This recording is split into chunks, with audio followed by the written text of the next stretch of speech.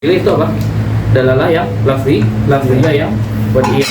Kenapa kemarin? Sebabnya karena ada suhulahnya, suhulatiha, wali syumuliha, walin dibatiha. Karena yang namanya dalalah lafziyah yang wad'iyah itu sendiri, dia syumul, artinya mencakup berbagai macam aspek. Oke.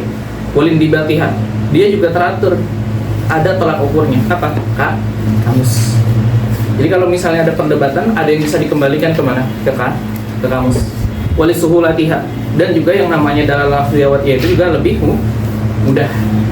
Maka dari situ yang dipilih adalah dalalah lafziyah yang wad'iyah. Oke. Selanjutnya, yang dalalah lafziyah wad'iyah itu sendiri terbagi menjadi 3. Mutabaqah, tadamun, sama iltizam. Masih paham ya? Kalau mutabaqah itu berarti apa? Jadi dalnya itu menunjukkan kepada seluruh makna daripada madlul. Misalnya gini, al-insan ini suatu lafaz. Ini lafzun ya, yang mana dia suatu dal, karena dia adalah perangkat untuk menyampaikan suatu makna itu sendiri. Dia lafzun dan di sini kedudukannya sebagai ad-dal. Oke. Ketika lafaz insan itu disebutkan, maka kita mendengar kita memahami suatu yang namanya disebut dengan makna. Oke, apa makna daripada insan? Hayawanun nantik. Oke, hayawan nantik di sini sebagai madlul, atau yang ditunjukkan dari suatu dal ini. Oke, nah kalau misalnya suatu lafaz itu, ya, suatu dalalah tersebut, ya, perangkatnya adalah suatu lafaz, menunjukkan kepada keseluruhan daripada madlul ini sendiri atau makna daripada madlul ini sendiri, maka disebut dengan yang namanya mutabaqah. Oke, al-mutabaqah. Nah, tapi kalau misalnya dia cuma yang namanya menunjukkan kepada sebagian makna, yang mana sebagian makna tersebut berada di dalam dimnul kul, atau cakupan dari keseluruhan, maka disebut dengan yang namanya adalah tadomun.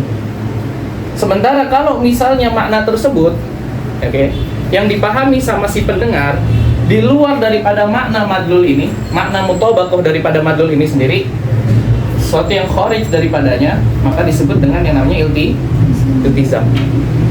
Nah, di sini adalah dohik biasanya dicontohin. Dohik atau qabilun lil kitab atau qabilun lil ilmi. Oke. Ada yang ditanyain sini? Enggak ada ya? Jelas ya? Oke. Selanjutnya kalau misalnya contohnya aja kita ya. Kayak biasanya kita kan sering mendengar suatu perkataan ya dari orang. Misalnya biasanya kemarin dicontohin padang. Apa yang biasa, ini kan suatu lafaz ya. Lafaz ini padang. Padang ini suatu lafaz dan dia suatu dal, karena dalnya di sini adalah perangkatnya berbentuk lafaz, karena dal itu adalah lafziyah sama gairu lafziyah. Oke. Padang, ketika dengar padang, apa yang terdengar dari otak kita, terpahami di otak kita? Padang adalah suatu kota yang ada di daerah Sumatera Barat misalnya. Oke. Kota pertama sebagian satu, berarti tersusun menjadi tersusun dari dua hal ya, kota dan Sumatera Barat. Pemahaman kita terhadap Padang sebagai kota doang atau Padang sebagai Sumatera Barat doang itu disebut dengan dalalah tadomun. Oke, paham ya? Tapi pemahaman kita sebagai Padang sebagai kota yang ada di Sumatera Barat itu disebut dengan mutabaqah. Sementara apa? Kalau misalnya sesuatu yang di luar dari kata-kata kota dan Sumatera Barat, apa yang di luar dari itu tetapi ada sangkut pautnya dari Padang. Misalnya rendang gitu. Kalau kita ingat Padang, ingat rendang biasanya. Maka pemahaman kita terhadap rendang di sini adalah iltizam. Paham? Simpel ya? Semua kalimat kayak gitu. Oke. Sekarang Anda mau jelasin sedikit. Oke, kota Padang, Sumatera. Nah, di dalam mantik itu kan ilmu pasti kan? Apakah semua iltizam yang seperti ini dipakai di dalam ilmu mantik? Jadi kan Bisa nggak selain rendang, bisa nggak kita memahamin makna lain di luar dari kata kota yang ada di Sumatera Barat? Bisa nggak kita memahami makna itu? Bisa. Misalnya apa? Padang itu apa? Jam apa itu aja? Mungkin jam gadang gitu ya. Berarti kan kita bakal memahami iltizam yang tidak terhingga. Maka harus ada aturannya. Aturannya apa? Maka iltizam itu harus diatur di dalam ilmu mantik. Maka bukan cuma sekedar iltizam doang yang kita pakai. Maka harus ada dobitnya, ada aturannya. Salah satu dobitnya dia itu harus zihni. Kemudian luzumnya harus bayin. Bayinnya harus di mana? Nafas. Nah, maka kita akan menjelaskan iltizam secara menyeluruh. Syarat-syarat apa yang harus dipakai di dalam iltizam. Kalau nggak gitu berarti maknanya nembak ke semua umum dong. Berarti pemahaman yang kita maknai itu nggak bisa yang namanya apa? Nggak bisa yang namanya saklek kepada satu yang diinginkan sama si pembicara tadi. Maka makna kita harus nembak sini, nggak terarah, nggak ada apa? Nggak terindibat, nggak ada tolak ukurnya gitu. Oke, maka kita harus menanamkan yang namanya dobitnya itu sendiri atau aturan mainnya. Oke, sebelumnya kita pahamin dulu apa itu iltizam ya. Iltizam itu sendiri atau yang bisa kita sebut sebagai luzum. Iltizam atau luzum itu sendiri secara makna artinya adamul infikak.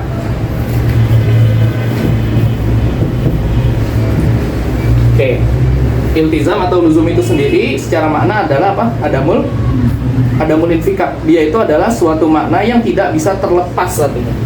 Infikak di sini artinya tidak bisa terlepas. Artinya apa? Artinya kalau misalnya ada suatu lafaz kemudian oke. Jadi sini dal, sini madlul ya. Oke. Tapi dalam konsepnya yang namanya luzum itu sendiri, konsepnya dibalik nanti. Biar gampang memahaminya, aneh kasih cara dulu untuk memahami gampangnya. Kalau di dalam konsep iltizam, siapa yang menjadi lazim, siapa yang menjadi malzum. Itu yang harus kita pahami. Artinya gini, kalau misalnya kalimat ini kita dengar, maka akan melazimi makna ini. Nah, itu disebut dengan lazim. Sementara makna yang kita ucapkan adalah malzum. Maka dalam konsep ini, dal dan madlul konsepnya berbalik dengan yang namanya konsep iltizam itu sendiri. Misalnya gini, insan, lafaz insan kan, ini dalnya. Maka dari sini kita memahami satu madlul, yaitu hayawanun natik. Maka di sini lafaz itu sebagai malzum. Kenapa? Karena kalau ini terdengar, maka melazimi dari pendengaran makna pendengaran kita terhadap ini, pemahaman kita ini, memahami suatu makna, menembak kepada suatu makna.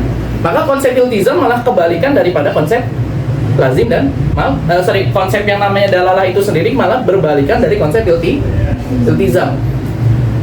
Paham maksudnya? Misalnya gini, padang nih. Padang di sini adalah lafaz. Misal kita ngucapin satu lafaz, padang. Oke. Ini dal. Maka akan memahami daripadanya apa? Suatu makna yaitu apa misalnya? Rendang gitu. Oke, ini madlulnya. Tapi di satu sisi lain, sidal ini malah menjadi yang namanya malzum. Artinya sesuatu yang terlazimi ketika kita memahami makna ini, melazimi pemahaman kita terhadap makna lain, yaitu lazim. Jadi konsepnya malah berbalik ya, paham ya? Jadi konsep dalalah dan konsep iltizam malah berbalik. Siapa yang menjadi dal, siapa yang madlulnya, siapa yang jadi lazim, siapa yang jadi malzum. Oke, paham ya? Oke, iltizam itu adalah apa? Adamul infikak. Nah, sekarang kita mau bagiin dulu. Adamul infikaknya itu bisa terjadi di mana aja?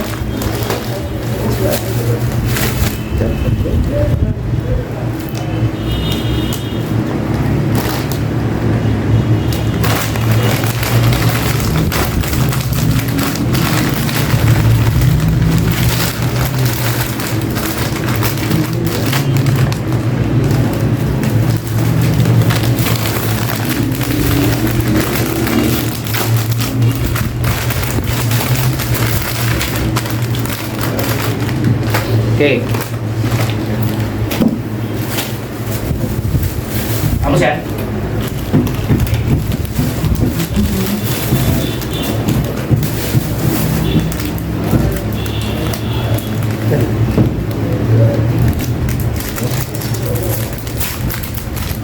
Adamul infikak ini terjadi, oke, kita bagi dulu. Luzumnya itu imma bi'tibaril mahal. Oke, luzum bil mahal. Jadi dia tidak terlepas melihat dari yang namanya apa? Aspek tempatnya dia terlepas. Aspek tempat dia tidak terlepas itu di mana? Oke. Imma fil kharij. Oke. Imma fi zihan. Imma fil kharij wa zihan.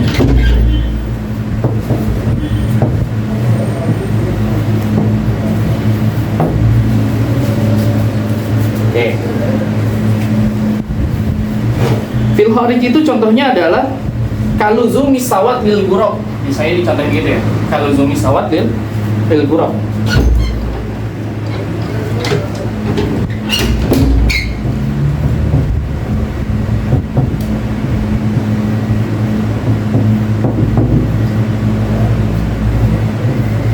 Mana lazim, mana malzumnya?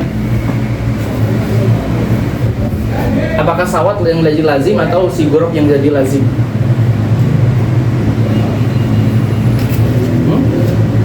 Yang jadi lazim di sini adalah sawat. Ghurab menjadi malzum. Berarti gini, ketika kita jadi gini, biasanya di dalam kitab-kitab itu emang kadang-kadang menggunakan diksi luzu, kaluzumi kaza li kaza, atau terkadang menggunakan diksi yastalzim, terkadang menggunakan diksi yalzam. Ini kasih ini aja. Tapi mananya sama aja. Tapi dari situ kita tahu yang mana lazimnya, yang mana malzumnya. Kalau yastalzim, yang menjadi maf'ul, yang jadi fa'il, yang menjadi fa'il, sorry, yang ini aja dulu, yang yalzam dulu kan, karena kebalikannya aja. Yang yalzam ini sendiri, yang menjadi fa'il, dia yang lazim. Yang menjadi maf'ul, karena dia yalzam, maka yalzam adalah lazim atau mutadi. Fil lazim atau fil mutadi? Fila lazim. Maka dia fiilnya bukan maf'ul. Maf'ul dengan yang namanya huruf jar nanti. Maka dia maf'ulnya malah menjadi yang namanya malzum. Kalau yastalzim, kalau diksinya yastalzim, yang menjadi fa'il adalah malzum. Yang menjadi lazim, yang menjadi maf'ul malah menjadi yang namanya lazim.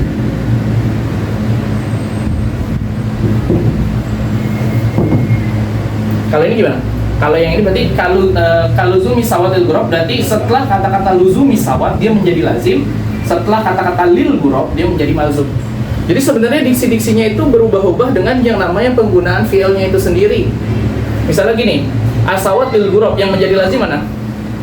Sawat. Yang menjadi ghurab, yang ghurab itu menjadi yang namanya malzumnya. Artinya gini, ketika kita mendengar kata-kata ghurab, apa yang terlintas di otak kita? Warna hitam. Apakah ketika terlintas di otak kita warna hitam itu tidak terlepas di otak? Bisa aja. Kita bisa menggambarkan yang namanya suatu ghurab atau suatu gagak yang berwarna hitam di dalam otak. Tetapi di alam realita dia tidak bisa terlepas. Maka luzum di sini atau ketidak terlepasan ini cuma ada di alam realita. Sementara di alam akal dia bisa terlepas. Oke, selanjutnya luzum fil zihan wa fil kharij. Contohnya misalnya kaluzumil, kalau kurang paham ditanya ya, kaluzumi zaujiyah lil arba'ah. Ini zaujiyah bukan ini ya, bukan pasangan ya, tapi apa? Genap.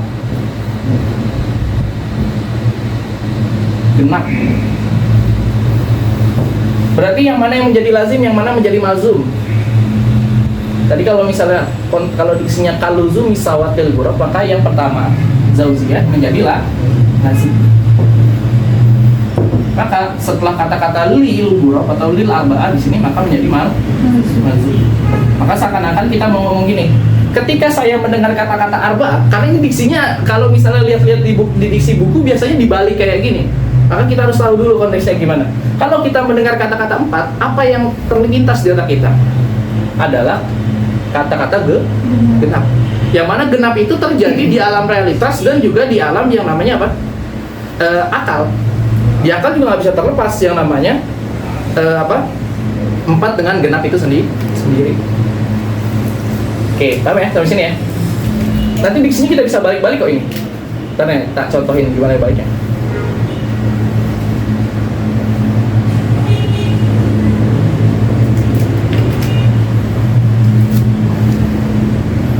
Oke.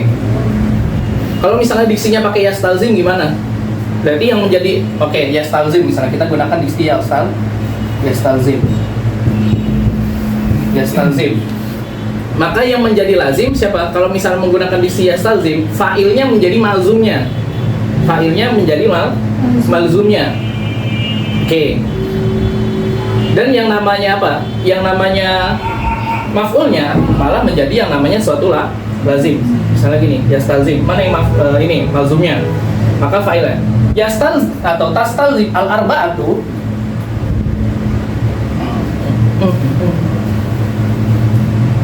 al-arba'atu karena dia fa'ilnya. Oke. Tastalzimu apa? Az-zawjiyata. Karena ini jadi fa'il, maka dia menjadi yang namanya manzum. Karena dia menjadi maf'ul, dia maka menjadi lazim. Jadi ini sekalian anak kasih triknya ya. Karena di dalam buku-buku di kitab yang lebih tinggi, diksi-diksinya itu terkadang menggunakan kata-kata kaluzumi kazali kaza atau kastilzami kazali kaza atau yalzamu min kaza kaza. Oke. Bisa nggak diubah menjadi yalzam? Iya bisa. Gitu. Yang pasti gini, kalau dia diksinya yastalzim atau kalau misalnya diksinya yastalzim, maka yang menjadi fa'il adalah malzumnya dan menjadi maf'ul adalah lazimnya. Contohnya gini, al-arba'atu menjadi fa'il dong, maka dia adalah malzum. Az-zawjiyata dia menjadi yang namanya lazim. Oke. Gimana? Mau langsung praktek? Coba dilihat di halaman sebelumnya coba. Itu kan kaunu syai'i bihalatin yalzamu. Ada di halaman 22. Di situ ada kata-kata yalzamu. Berarti kan kita bisa cek yang mana lazimnya, yang mana malzumnya kan. Kira-kira yang mana menjadi fa'il dulu, kita cari dulu. Fa'ilnya mana? Yang mana yang fa'ilnya? Hah? Mana saya? Fa'ilnya? Al-ilmu jadi fa'il itu. Karena yalzam. Fa'ilnya muakhir itu. Berarti ilmu di sini karena dia menggunakan diksinya yalzam, maka ilmu di sini adalah lazimnya. Paham ya? Kemudian ketika mana malzumnya? Minal ilmi. Karena yang namanya yalzam adalah fi'il yang lazim. Fi'il yang lazim artinya fi'il yang nggak ada maf'ulnya. Maka kalau dia mau menjadi muta'addi, dia harus menggunakan yang namanya huruf jar. Mana? Huruf jarnya min. Maka di sini minal ilmi menjadi malzum. Paham ya? Jadi kenapa Anda kasih konteksnya langsung tumpuk segini semua? Biar nanti ketika menentukan mana lazim mana malzumnya, terkadang kan kalau kita baca buku cepet ya, terus kita lewatin aja mana lazimnya mana malzumnya gitu kan. Tapi karena kita udah tahu trik-trik ini, berarti kalau yastalzim fa'ilnya menjadi malzum, maf'ulnya menjadi lazim. Kalau yalzam maka fa'ilnya menjadi lazim, maf'ul dengan huruf jar ya. Maf'ul dengan huruf jar. Maf'ul dengan huruf jarnya menjadi malzumnya. Karena dia yalzam ini adalah muta'addi, berbeda dengan yalzam ini yang nomor 2, yang nomor 3 ini muta'addi. Lazim. Sementara yastalzim ini muta'addi, maka dia nggak butuh huruf jar. Oke? Mau jadi bahas nahwu sarf ya. Karena pakai huruf jar itu. Karena ada kalau nggak salah di nazm maksud ya, bimini wa tad'ifi ad-dima lazim. Bimin wa tad'if maksudnya dengan huruf min dan huruf tad'if ditad'ifkan. Misalnya gini. Kalimat yang tadinya muta'addi di sana karuma. Kasih tad'if kan? Karoma menjadi muta'addi yang tadinya lazim. Paham ya? Maksudnya bimini wa tad'ifi ad-dima lazim. Maka yang namanya lazim menjadi yang namanya addi itu maksudnya ta'diyahkan sesuatu yang fiilnya lazim. Maka dari situ kita bisa menentukan mana yang menjadi lazim dan malzum. Ini secara lafaz, secara nahwu dan secara sorofnya. Sementara kalau misalnya ini ya kita bisa melihat aja. Kalau misalnya secara secara akliatnya kita bisa tentuin aja dengan yang namanya berpikir gitu ya, dengan cara mana nentuin mana lazimnya, mana malzumnya. Tapi ini caranya, indikasinya gini. Kalau misalnya dia bentuknya lafaz, oke? Oke. Ada yang ditanya nggak di sini? Aman ya? Atau masih belibet nih? Aman? Saya sedikit. Coba yang mana? Ya sedikit paham. Sedikit paham aja. Ya, antum bisa nggak? Paham nggak? Paham ya? Oke. Nanti selanjutnya mungkin ada yang mau raja sedikit ya pas sampai depan. Oke.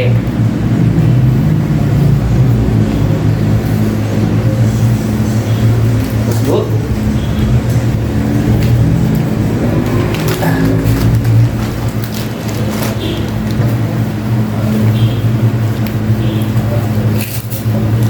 Maka salah satu cara nentuinnya kayak gitu. Kalau misalnya nggak mau mikir panjang ya tentunya tadi caranya. Ya tentuin mana filenya. Maka kita bakal ketemu langsung yang namanya mana lazimnya, mana malzumnya. Tapi kalau misalnya mau agak sedikit berpikir ya nggak apa-apa.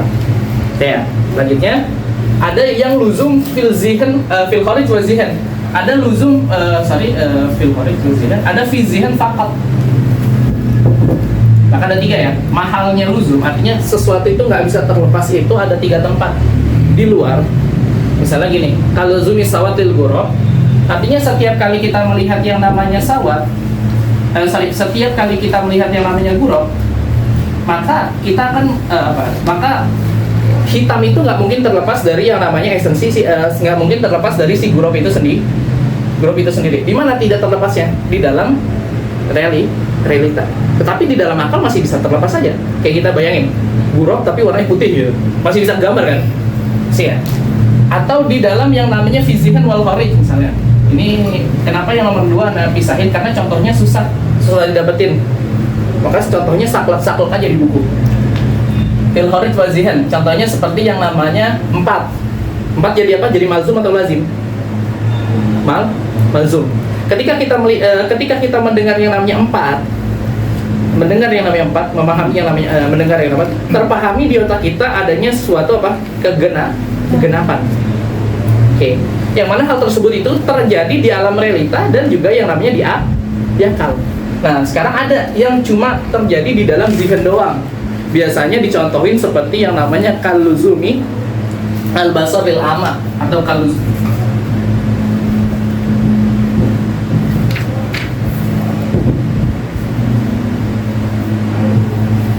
kaluzumil basar lil ama.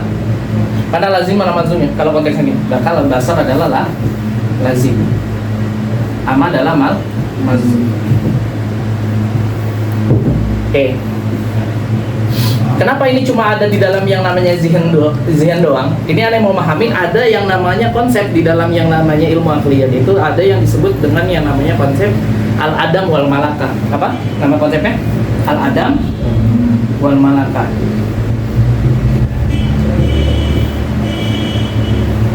Jadi gini, konsep ini itu bilang bahwasanya sesuatu itu bisa disifati dengan sesuatu kalau emang sesuatu itu bisa menerima sesuatu itu. Misalnya gini, kita bisa bilang nggak yang namanya Tuhan itu, jangan Tuhan ya, bisa nggak bilang, bisa, sebenarnya bisa, contohnya bisa nggak kita bilang yang namanya malaikat itu berkelamin yang namanya lelaki? Nggak boleh kan? Karena sebagian firqah di dalam firqah munharif dari Islam itu sendiri berpandangan bahwasanya yang namanya apa? Malaikat itu kan banatullah, kan biasa gitu bilang kan. Oke. Atau kita bisa bilang yang namanya, bisa nggak kita bilang yang namanya malaikat itu laki-laki? Nggak bisa juga kan? Jadi sifat yang namanya gender itu nggak bisa kita sifatkan kepada si malaikat. Atau contohnya, Allah bisa nggak kita bilang di luar alam? Ya bisa. Bisa nggak Allah kita sifatin di dalam alam? Nggak bisa juga. Nah, karena luar dan dalam itu sendiri emang nggak bisa kompatibel dengan yang namanya Tuhan. Nah, itu yang disebut dengan yang namanya konsep al-adam wal malakah. Paham ya konsep itu ya? Jadi apa? Jadi dia itu adalah ma min sya'nihi an yattasifa bihi. Oke. Jadi ma min sya'ni syai' an yattasifa bihi bizalika syai'. Misalnya gini. Oke, paham dulu ya, konsepnya paham dulu ya. Jadi sesuatu itu bisa kita sifati kalau dia emang bisa yang namanya menerima yang apa? Menerima sesuatu itu. Sementara kalau kita nggak bisa menerima sesuatu itu, emang dasarnya dia nggak bisa yang namanya disifati dengan yang namanya sesuatu itu. Oke. Jadi kalau zumil basar lil ama, mana yang mazumnya? Ini. Berarti kalau kita dengar mana mazumnya, kita harus mendekatkan kita. Jadi POV-nya adalah kita mendengar kata-kata ini. Ama, buta. Ketika kita mendengar kata-kata ama, apa yang kita dengar? Apa yang kita pahami? Pasti sesuatu yang bisa disifati buta adalah sesuatu yang memang dasarnya bisa disifati buta. Misalnya gini, misalnya ini tisu, buta lu, bisa nggak? Nggak bisa. Kenapa? Karena emang dari dasarnya dia nggak bisa yang namanya disifati dengan yang namanya buta. Artinya gini, mana aspek keluzumannya? Aspek keluzumannya itu terlihat ketika kita apa? Ketika kita mendengar kata-kata ama, pasti yang disebut buta adalah seseorang yang emang dasarnya bisa melihat. Nah, itu bentuk keluzumannya. Paham ya? Tapi dalam realitanya, apakah dia bisa yang namanya bercampur antara basor dan ama, melihat dan buta? Enggak. Tapi di alam zihin dia bisa yang dia tidak bisa terlepas. Paham aspeknya ya? Atau contohnya apa? Kaluzumi sama lil haros. Sama lil haros.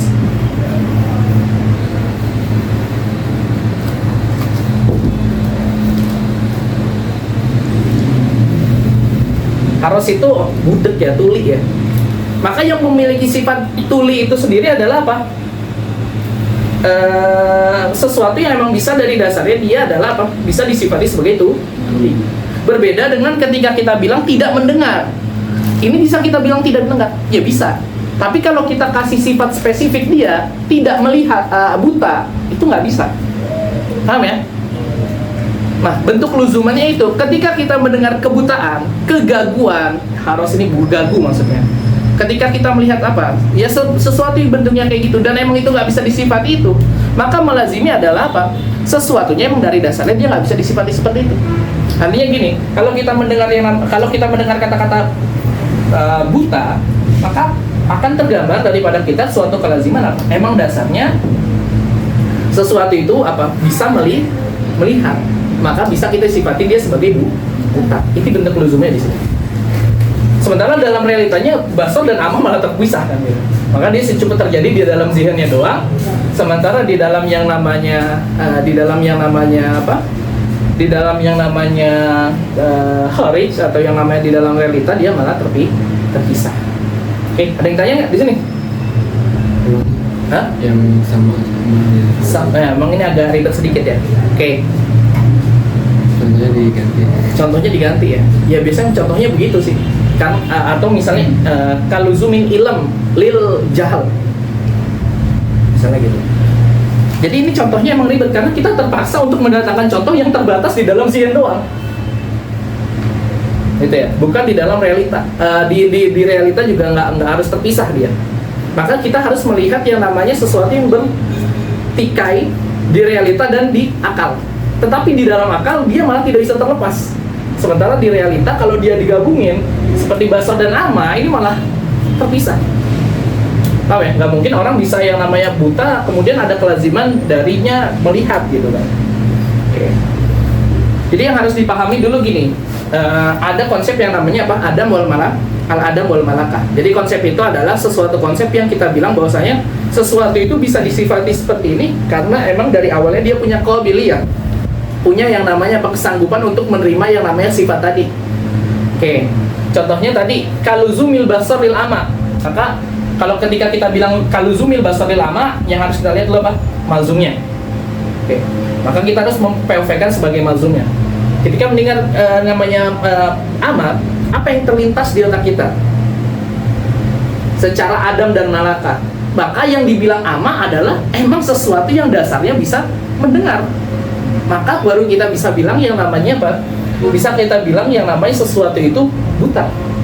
Tapi kalau misalnya emang dari dasarnya dia nggak menerima yang namanya sifat qobiliyah untuk yang namanya melihat, maka nggak bisa kita sifatin dia sebagai buta. Berbeda dengan ketika kita sifatin dia sebagai tidak melihat, ya sah-sah aja. Maka luzumnya tidak terjadi di sini. Oke, paham ya? Ada tanya lagi ya? Aman ya? Oke. Ini baru satu nih. Ini bi'tibaril mahal. Nah, kemudian ada yang namanya bi'tibaril wuduh wal khofa. Al wuduh wal khofa. Ini dipahami ya? Oke.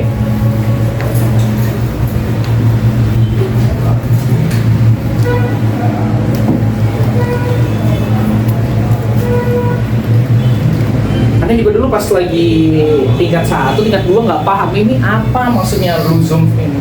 Nah, oke, Anda kasih kaidah dulu yang gampang gimana caranya.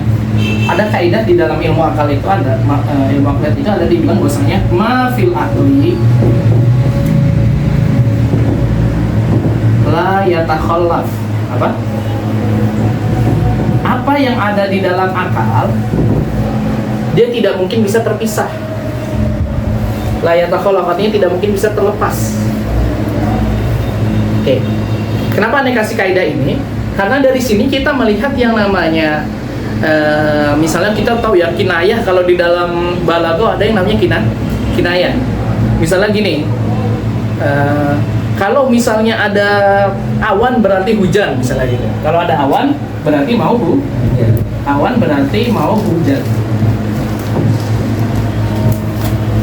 Oke. Maka di sini ada malzum, adalah lazim. Oke. Apakah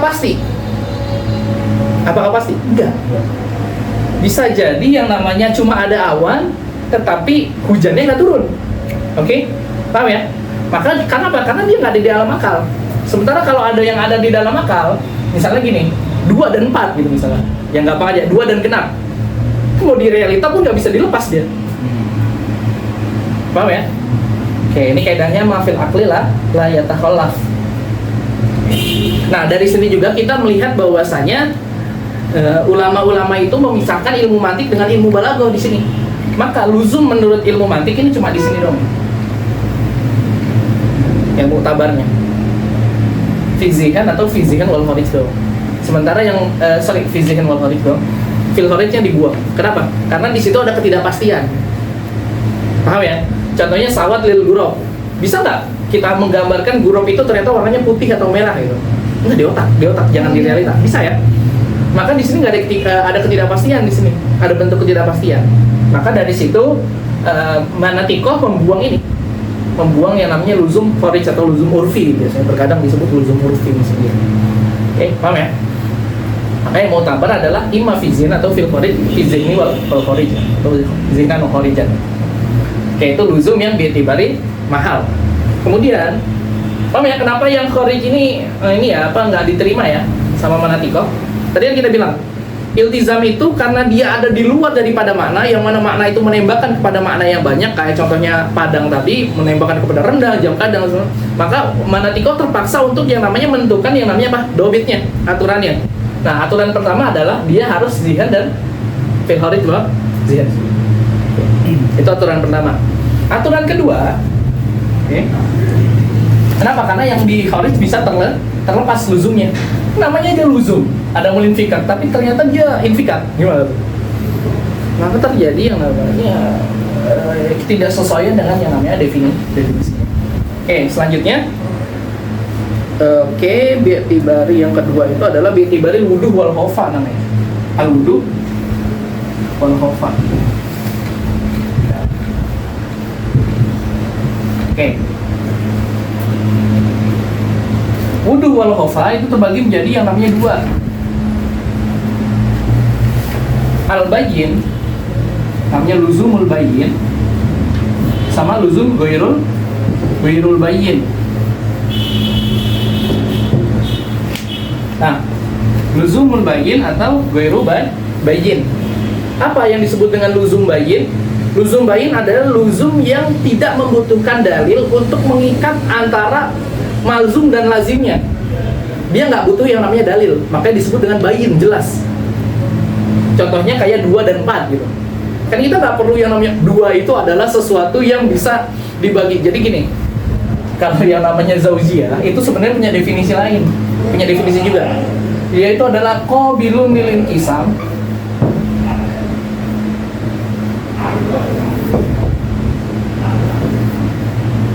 Oke, ila al mutasawiyaini. Nah, ini yang disebut dengan zaujiyah. Artinya dia itu bisa dibagi ketika dia bisa menerima untuk dibagi dan kedua pembagiannya itu hasilnya menghasilkan sesuatu yang sama. Oke, paham ya? Perlu nggak kita dalilin bahwasanya ketika kita bilang dua, kemudian kita menembak kepada makna genap, perlu nggak kita dalilin bahwasanya genap itu ada dua itu kalau dibagi satu, dibagi ini satu sama satu, dan genap itu adalah yang sesuatu yang kalau dibagi itu dia apa qabilun lil qisami lam tasiba ini. Perlu nggak kita dalilin ini? Nggak perlu kan? Maka disebut dengan luzum bayin. Dia layak tajil ada dalil.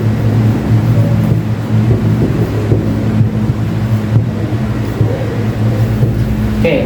Sementara ghairu bayyin dia yahtaju, kebalikannya aja. Yahtaju ila dalilin. Contohnya biasanya kita bilang gini, Allah gitu. Allah. Wahid.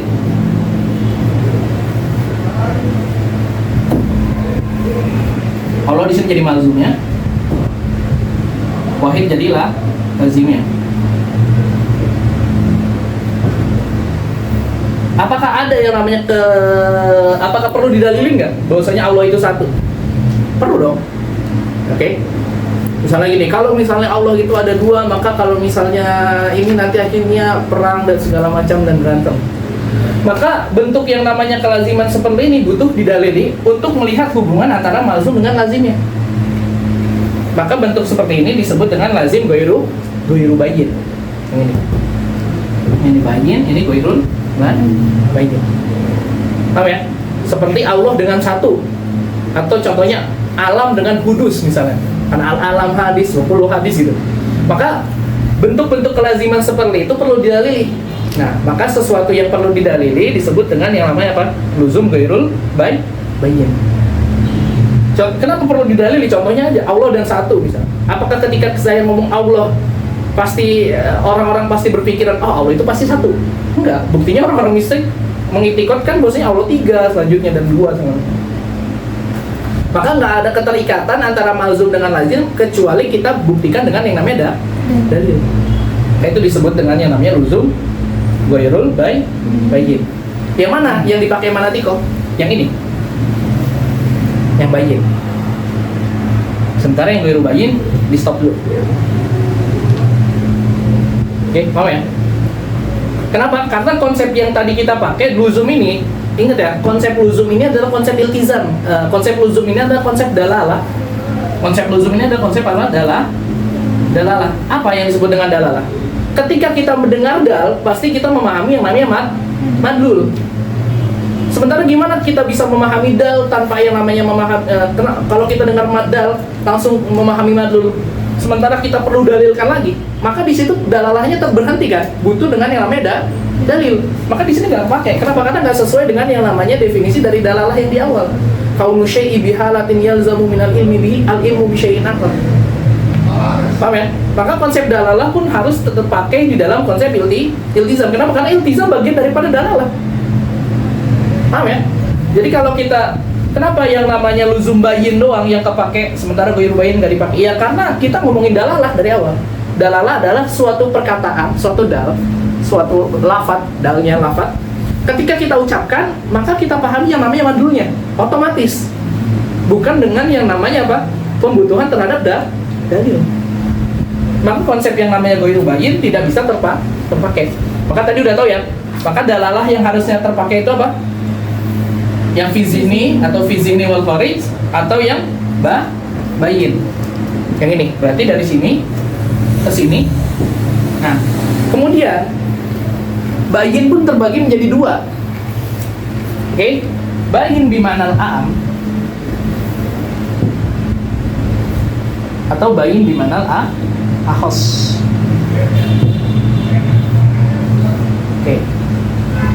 Jadi gini ya, paham ya? Luzum imma luzum bi'tibari mahal imma kharij, zihan atau zihan wal kharij. Nah, yang pakai yang ini, yang dua ini. Oke. Itu bi'tibari mahal tempatnya. Sementara bi'tibari wudu wal khofa, dari yang namanya aspek kejelasan atau yang namanya samarnya terbagi jadi dua, bayin sama goiru bayin.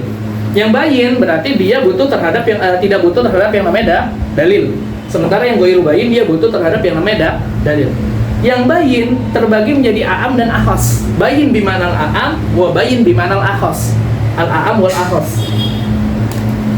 Oke. Apa yang disebut dengan a'am? A'am itu berarti kita perlu yang namanya menggambarkan si malzum dan lazimnya aja. Berdua-duanya. Berarti yang disebut dengan a'am berarti harus menggambarkan apa? Malzum plus lazimnya. Untuk apa? Untuk melihat yang namanya keluzumannya. Jadi kita nggak bisa semerta-merta yang namanya sekedar nggak bisa semerta-merta kita bisa menentukan ini ada hubungannya, ini terikat tanpa menggambarkan yang namanya malzum dan lazimnya. Berbeda dengan yang namanya lazim di mana akhos. Dia cuma menggambarkan malzumnya doang. Udah cukup. Oke, paham ya?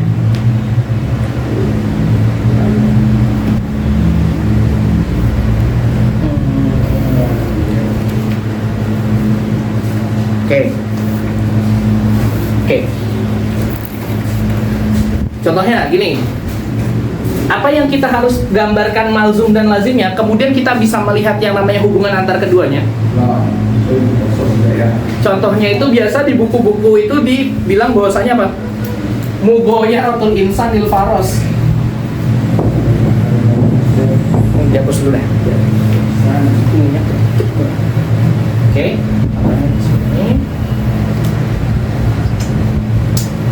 Set.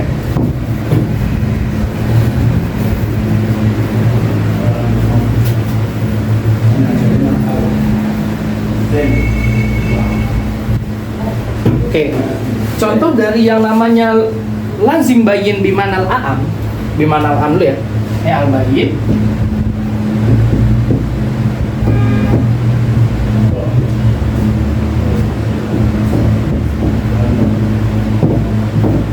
Oke. Contoh daripada luzum bayin bimanal a'am dibilang bahwasanya mughayaratul insan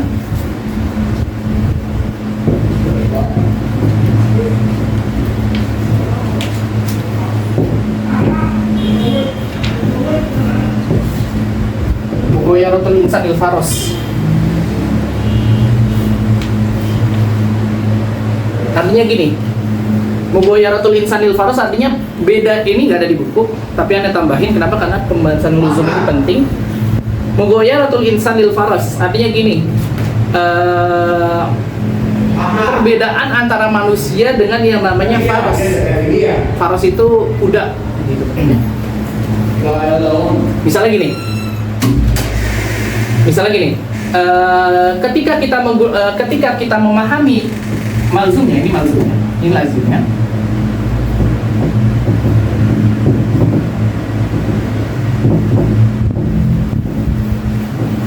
Apakah kita ketika kita memahami makna insan, ketika kita memaknai makna insan, apakah kita langsung memahami bahwasanya insan itu berarti bukan yang namanya kuda? Apakah kita memahami makna seperti itu? Enggak. Berbeda dengan ketika kita bilang bahwasanya az-zaujiyah li arba'ah.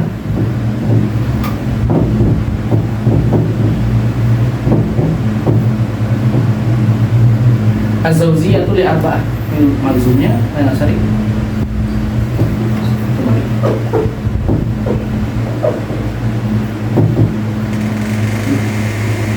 Ini lazimnya.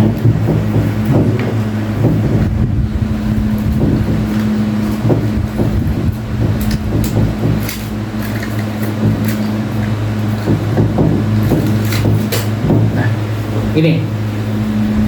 Mungkin kalau misalnya gampangnya gini ya. Jadi yang luzum bayin imma bimanal a'am atau bimana akhos.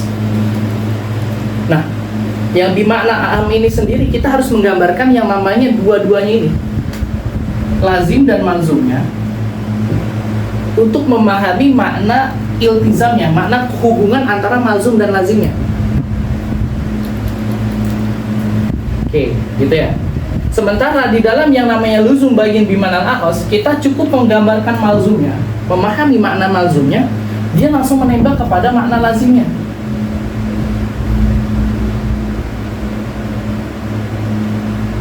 Oke, paham ya? Apa bedanya?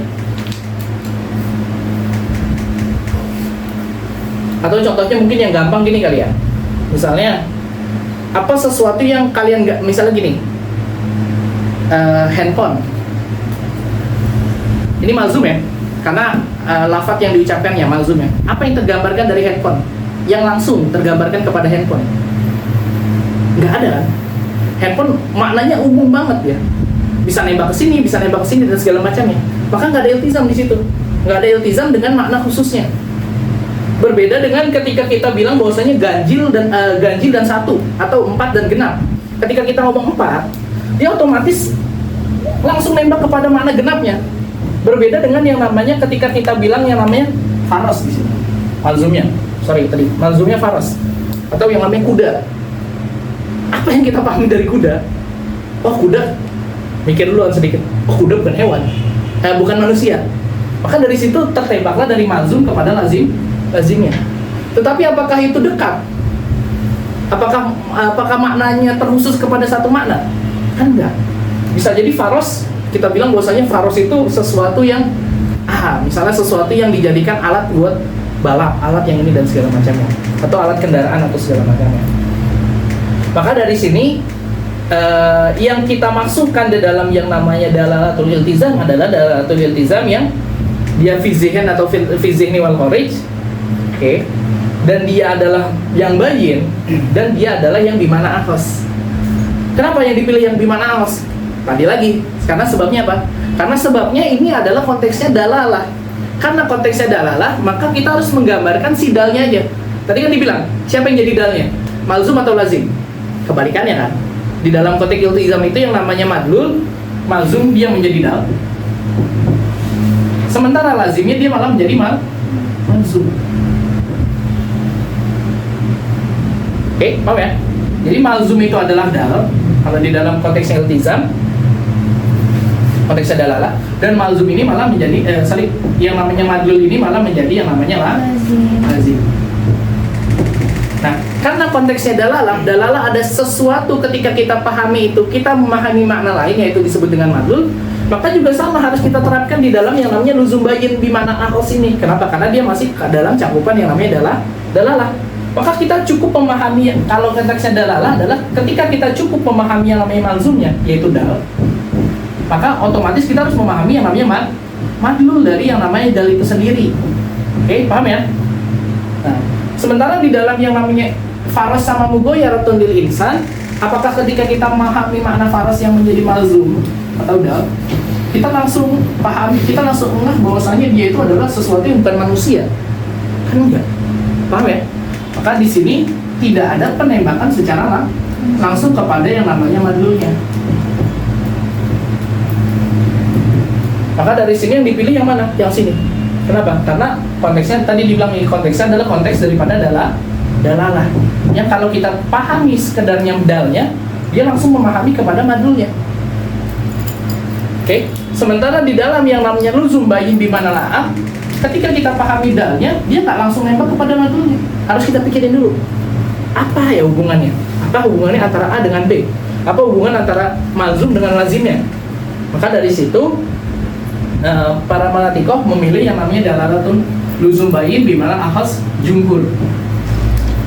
Jumhurnya memilih yang ini. Sementara Imam Ar-Razi memilih hal yang ini. Bukan memilih hal yang ini ya, maksudnya memilih yang ini juga. Berarti Imam Razi punya dua pendapat, yang akhos dan yang a'am. Tapi jumhurnya cuma membatasi kepada yang namanya iltizam yang akhos, bayin bimana akhos. Silahkan tanya nggak? Ini emang agak ribet, udah mulai agak ribet sedikit.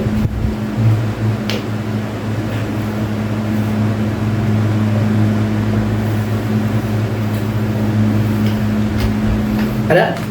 Ada nanya? Nggak ada. Terus ini paham nggak ini? Ini kalau ini nggak apa-apa, ini kan konteksnya nyantai aja gitu. Maksudnya ngabisin waktu liburan aja. Biasanya nyantai aja.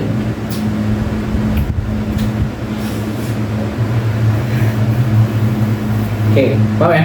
Jadi yang disebut dalalah, iltizam adalah konsep ya ketika kita memahami manzumnya, kita langsung otomatis memahami apa lazimnya. Oke, yang mana pemahaman manzum dan lazim itu sendiri terkadang terjadi di dalam realita, maka disebut manzumnya luzumnya disebut luzum khariji, atau di dalam yang namanya akal, maka disebut dengan luzum zihni, atau di akal dan di realita maka disebut zihni dan khariji. Oke. Itu kalau bi'tibaril mahal. Sementara kalau misalnya bi'tibaril wudu wal qafa, apakah hubungan antara malzum dengan lazimnya harus didalilkan atau nggak perlu didalilkan? Kalau perlu didalilkan, maka disebut dengan luzum ghairu bayyin. Kenapa? Karena dia butuh dalil. Contohnya kayak misalnya ketika kita bilang Allah, apakah kita langsung bilang bahwasanya Allah itu satu? Kalau kayak gitu semua nggak ada, mungkin orang musyrik nggak ada. Kenapa? Karena ada keterikatan yang namanya Allah dengan satu, dengan wahdaniyahnya. Tapi kan realitanya nggak ada. Ada orang kafir, ada ini dan segala macamnya. Maka harus kita buktikan. Kita buktikan bahwasanya dalilnya begini. Kalau Allah dua, nanti misalnya mungkin ada peperangan dan segala macamnya. Oke, maka dia butuh dalil. Sementara tadi dibilang dalalah ada, karena iltizam ini konsep dalalah. Tadi kan dibilang bahwasanya kalau dalalah, kalau yang namanya dalalah, dia harus yang namanya apa? Kalau dipahami dalnya, yang mana di dalam iltizam disebut dengan malzum, maka langsung kita pahami madlulnya. Yang di dalam iltizam disebut dengan lazimnya. Sementara di dalam luzum ghairu bayyin itu tidak terjadi. Oke? Karena apa? Karena dia butuh terhadap dalil. Karena yang disebut dalalah tadi kan harus nembak, nggak perlu yang namanya apa? Dalil atau nggak perlu yang namanya dalil. Oke. Selanjutnya luzum bayyin pun ada dua.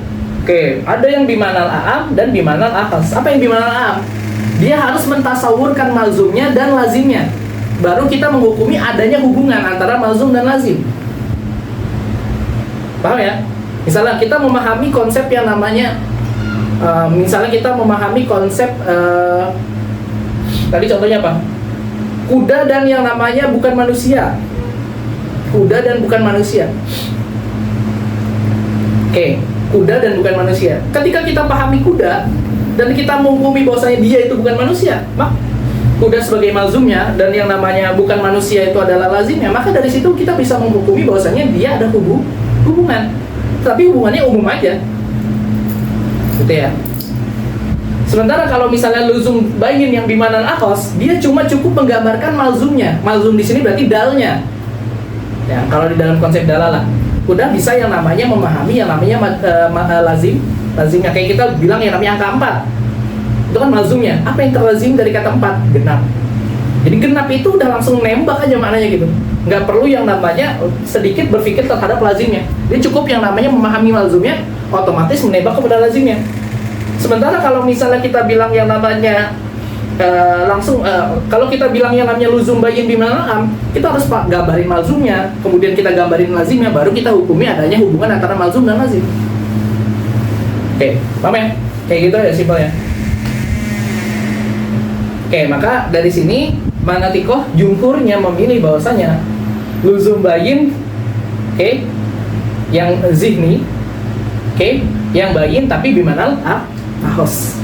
Khilafan lil Razi berpandangan bahwasanya am dan akhas boleh.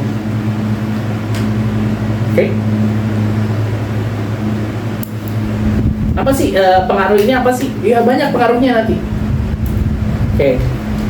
Biasanya kita kan kalau ngomong gini kan, ada di dalam ilmu kalam itu pandangan pendapat yang namanya lazimul mazhab laisa bil mazhab.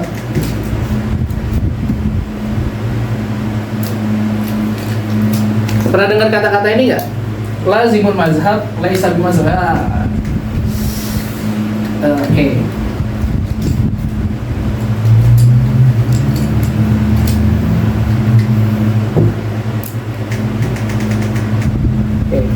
Lazimul mazhab laisa bil mazhab.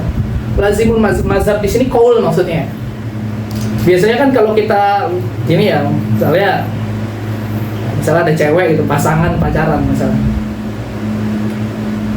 Oke, biasanya kalau misalnya si cowoknya ngomong A, dipahami makna yang jauhnya daripada makna itu, makna lazimnya. Oke, paham ya? Misalnya gini, bilang ya, oh gitu misalnya. Biasanya bilang oh atau nggak apa-apa misalnya. Si cowoknya ngomong oh atau nggak apa-apa misalnya. Biasanya ceweknya memahami bahwasanya si cowoknya mungkin memahami makna jauhnya, si ceweknya memahami makna jauh dari yang namanya perkataan ini. Oke. Maka kita punya konteks yang namanya lazimul mazhab laisa bimazhab. Sementara kalau misalnya oh atau nggak apa-apa berarti cuek gitu makna jauhnya. Nah ini lazimul mazhab. Sementara mazhabnya oh dan nggak apa-apa. Paham ya? Ini mazhabnya nih. Mazhabnya atau kaulnya. Yang zohirnya kita lihat ini mazhabnya. Sementara lazimul mazhabnya cuek, ngambek atau lagi apa dan segala macamnya. Maka dengan ini kita bisa nentuin bahwasanya lazimul mazhab laisa bimazhab. Artinya apa? Konsekuensi dari suatu perkataan bukan perkataan itu sendiri. Paham ya? Tapi dengan syarat. Syaratnya apa? Syaratnya dia itu nggak boleh lazim bimanal ahos. Kalau lazim bimanal ahos ya pasti perkataan itu berarti konsekuensi perkataan ini perkataan itu sendiri.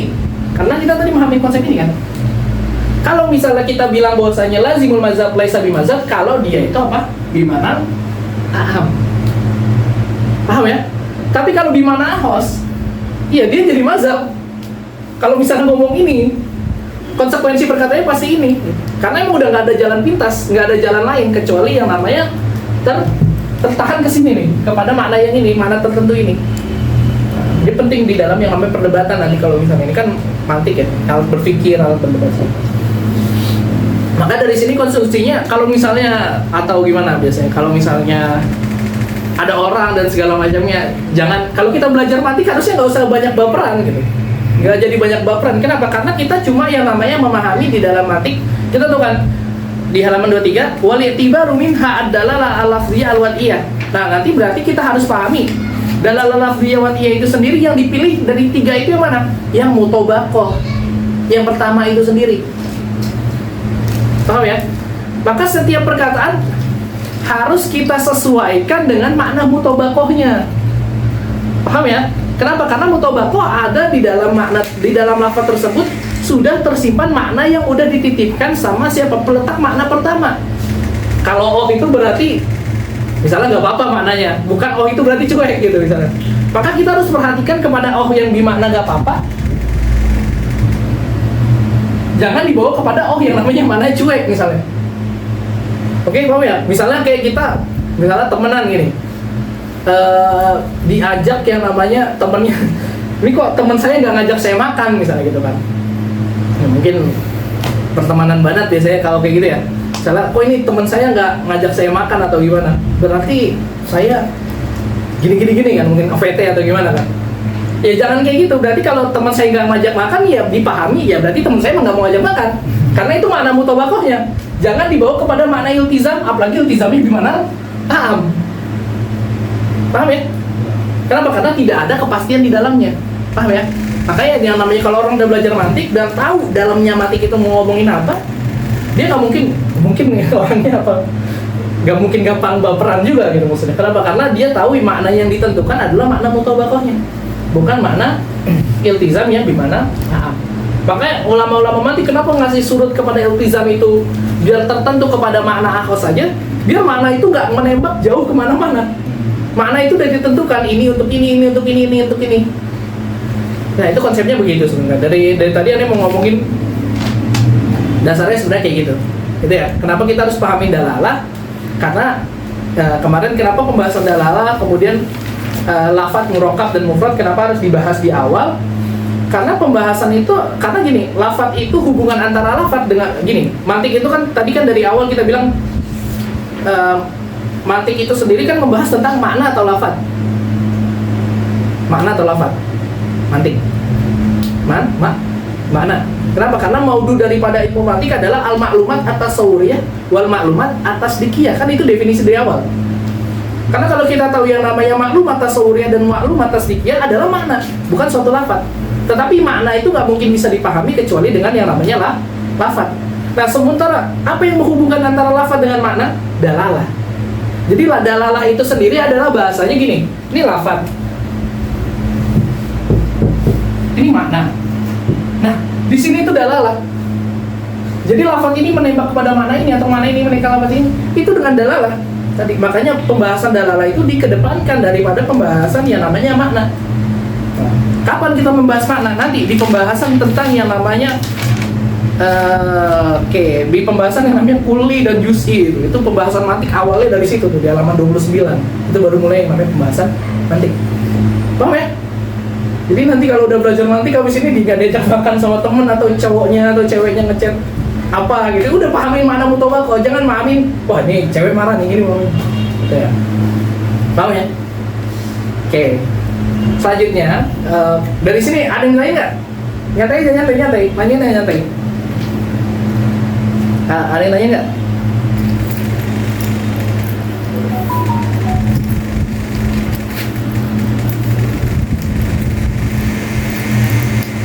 Antum tingkat berapa? Satu.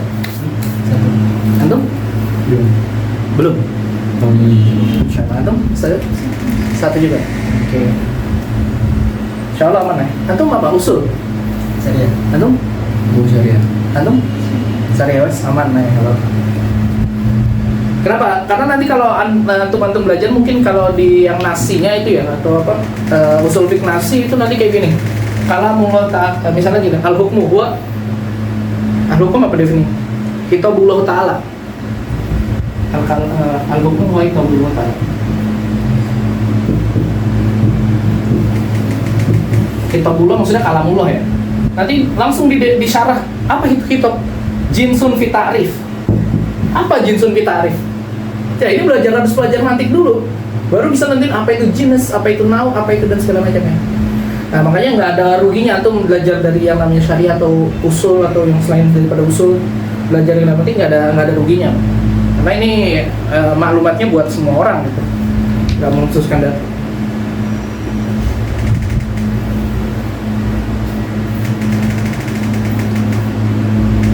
Oke, mana ya? Aneh tingkat 4. Insya Allah ya tahun ini lah ya, balik lah ya. Oke. Aneh lihat dulu keadaan, karena tingkat apa ya, S2 itu kan panjang ya.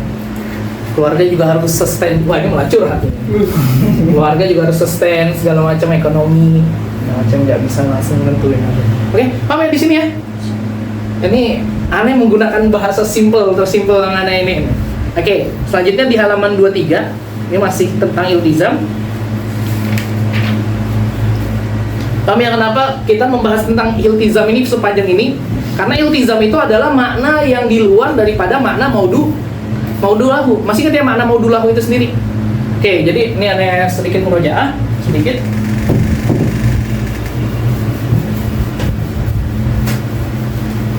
Antum mana? Di KPM ya? Mana? JTK. Hah? JTK itu Kurang terkenal juga. oh gitu antum? Ya, belum. Enggak ininya apa? Alma mater dari Indonya. Belum ada juga di sini. Antum? Bisa? Hah? Kain harus Enak berarti. Enak.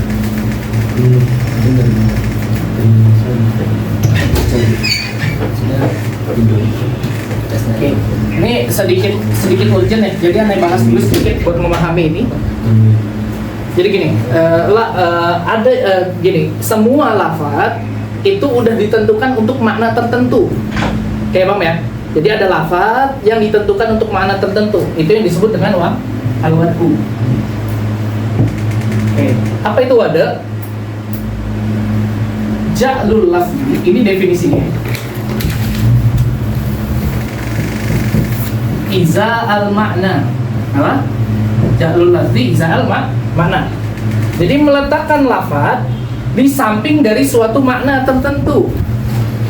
Artinya gini, jadi memperuntukkan suatu lafaz untuk suatu makna. Misalnya gini, kucing. Bahasa Arabnya kitun. Kitun adalah, ini lafaz ya, dia itu ditaruh untuk makna tertentu. Apa makna tertentu dari kata kitun? Hayawan mengeong misalnya. Oke. Hayawan mengeong. Ini lafadznya ya. Ini maknanya. Oke.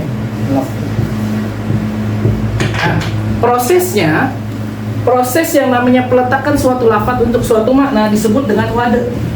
Apa? Wade. Oke, yang meletakkannya disebut wadi. Lafadznya disebut dengan maudu.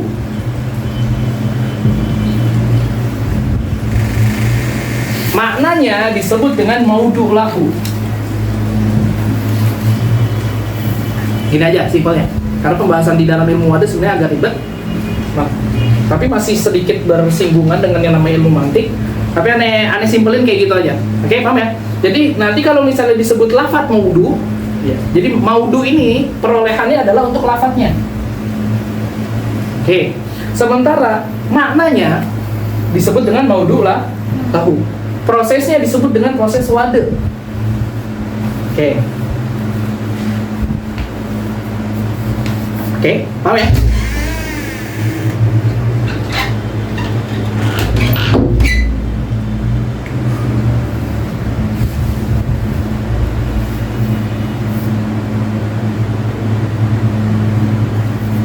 Oke, maka kalau misalnya, jadi gini ya, kalau misalnya kata-kata maudu itu untuk apa? Untuk lafadz. Jadi lafzun maudu. Sementara kalau misalnya perolehannya untuk makna disebut maudu lahu. Nah, prosesnya disebut wade, yang meletakkan itu disebut wadi. Wadinya siapa? Tergantung nanti apakah dia itu wadanya tahqiqi atau wadanya ta'wili atau wadanya syahsi atau nawi dan segala macam. Nanti beragam jenis-jenis wade itu kalau untuk belajar ilmu wade. Nah, itu penting tuh belajar ilmu wade. Oke. Oke, paham ya? Jadi gini, kalau misalnya antum lihat kamus, biasanya kan ada suatu lafadz tuh biasa sampingnya. Terus dia punya makna kan di sampingnya. Nah, lafadznya itu disebut lafadz yang maudu. Sementara maknanya disebut makna yang maudu lahu. Paham ya?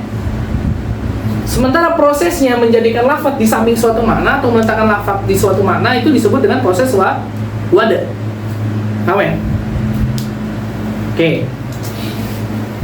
Oke, di sini Anda mau jelasin bahwasanya yang pertama disebut dalalah mutobaqah. Berarti lafadz yang maudu tadi diperuntukkan untuk yang namanya apa? Diperuntukkan kepada makna yang maudu lahu secara menyeluruh. Pemahaman makna secara menyeluruh daripada makna maudu lahu itu sendiri. Maka disebut dengan dalalah mutobaqah.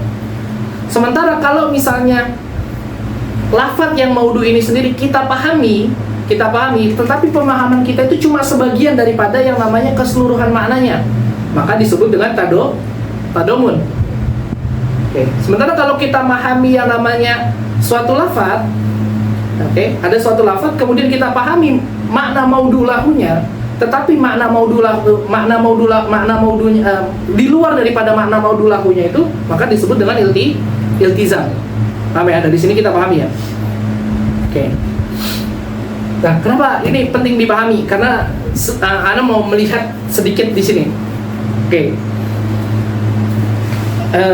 Fahiya bi'tibari, langsung Anda baca, dalalatil lafzi ala tamami maudi alahu. Berarti maudi alahu berarti apa? Makna secara sempurna. Paham ya? Karena wudi alahu itu adalah ala wazni apa? Ala wazni apa? Ini mabni lil ma'lum atau lil majhul? Lil majhul. Oke, berarti itu kayak bentuk apa? Naibul fa'il. Oke, maudi alahu dia berarti aslul apa? Maudu lahu. Berbeda dengan yang namanya mawadu alahu. Oke. Ala tamami maudi alahu mutabaqatun. Oke. Kadalalatil lafzil insan ala hayawanin natik. Nah, maka dalalatul insan kepada hayawanun natik adalah dalalah yang berbentuk mutabaqah. Kenapa? Karena ketika kita bilang lafaz insan, kemudian kita insan ini apa? Maudu lahunya apa? Ini maudunya ya. Atau lafaznya. Maudu lahunya apa? Hayawan natik. Oke. Ini maudu lagunya. Maka kalau misalnya maudunya ini, yang maudu atau lafaz atau dalnya ini kita pahami, maka dia akan menembak kepada madulnya, yaitu hayawanun natik. Kalau kita pahami secara menyeluruh ala tamami maudi alahu, maka disebut dengan yang namanya apa? Mutobakoh. Pemahaman kita terhadap lafaz ini secara menyeluruh, lafaz insan secara menyeluruh kepada maknanya, maka disebut dengan mutobakoh. Wa ala juz'ihi ini hi-nya kembali makna, dominan pada makna. Hi-nya kembali makna dominnya. Maka disebut tadomunun. Kalau kita pahami maknanya itu insan, berarti insan adalah hayawan. Hayawan berarti sesuatu yang hidup. Atau natik doang, karena dia tersusun daripada hayawan doang atau natik doang. Maka di sini apa? Maka di sini ketika kita memahami makna tersebut secara sebagian, tapi di dalam bentuk keseluruhan. Gimana tuh? Sebagian tapi di dalam bentuk keseluruhan. Artinya gini, bukan dari awal kita udah tentuin bahwasanya makna insan itu hayawan doang atau natik doang. Tapi emang kita udah tahu bahwasanya makna insan itu adalah hayawan natik. Kemudian dari situ kita memahami sebagian makna daripada keseluruhan makna. Bukan dari awal kita udah tentukan bahwasanya maknanya emang sebagian doang. Maka itu disebut dengan yang namanya tadomun. Misalnya gini, saya mau membeli yang namanya mobil, include di dalamnya bannya nggak? Bannya doang, bannya include nggak? Include. Nah itu pemahaman seperti itu yang disebut dengan pemahaman berbentuk tadomun. Oke. Sementara ketika kita memahami yang namanya apa? Saya mau beli mobil, tetapi dari awal emang kita peruntukkan mobil itu untuk yang namanya bannya doang, maka di sini tidak terjadi yang namanya tadomun.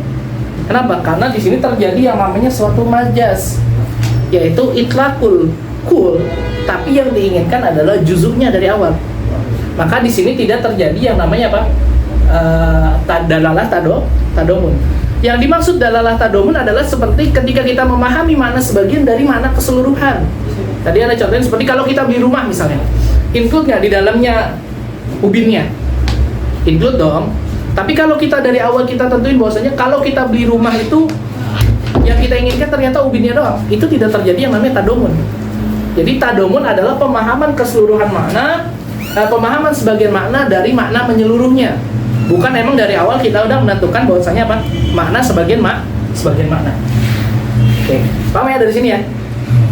Dan iltizam adalah sesuatu yang di luar dari sini, di luar daripada hayawanun natik itu sendiri, tetapi dia punya kelaziman kepada hayawanun natik. Oke, punya kelaziman daripada maknanya itu. Oke. Wa ala lazimihi, wa ala lazimihi, nya kembali kepada makna. Al-khariji anhu, nya kembali kepada hi. Ini yang anhu, nya kembali kepada hi. Hi-nya kembali kepada makna.